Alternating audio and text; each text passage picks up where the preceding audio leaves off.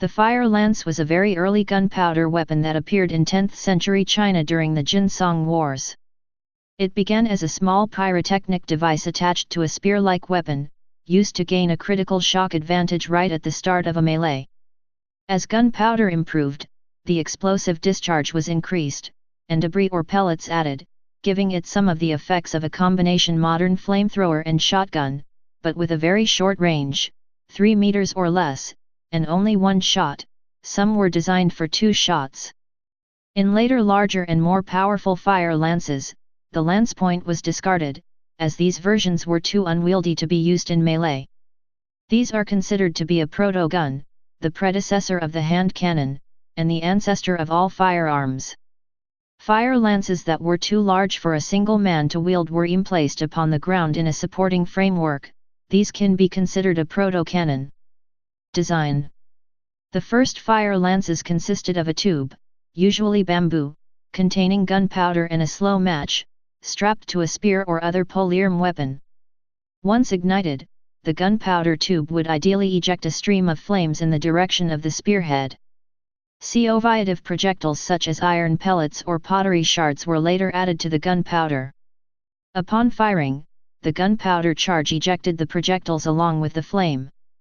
Metal fire lance barrels appeared around the mid-13th century, and these began to be used independently of the lance itself. The independent metal barrel was known as an eruptor and became the forerunner of the hand cannon. History.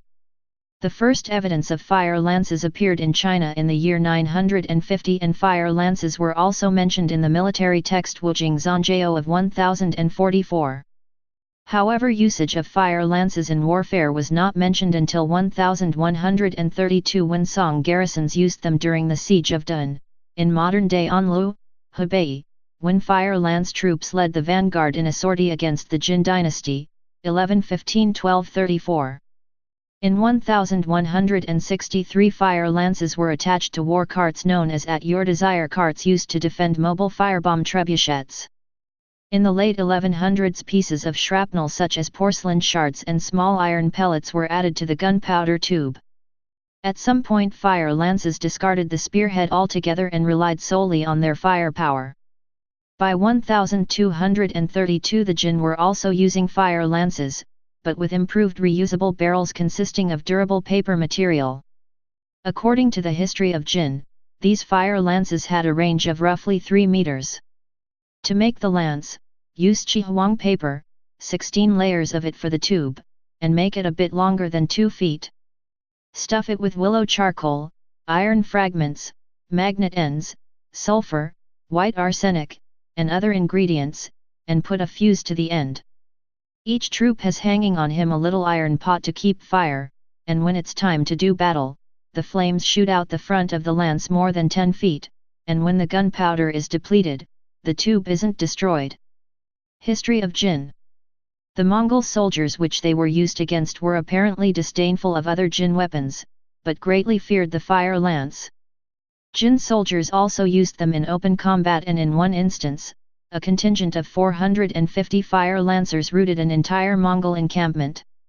In 1259, a pellet wad that occluded the barrel was recorded to have been used as a fire lance projectile, making it the first recorded bullet in history.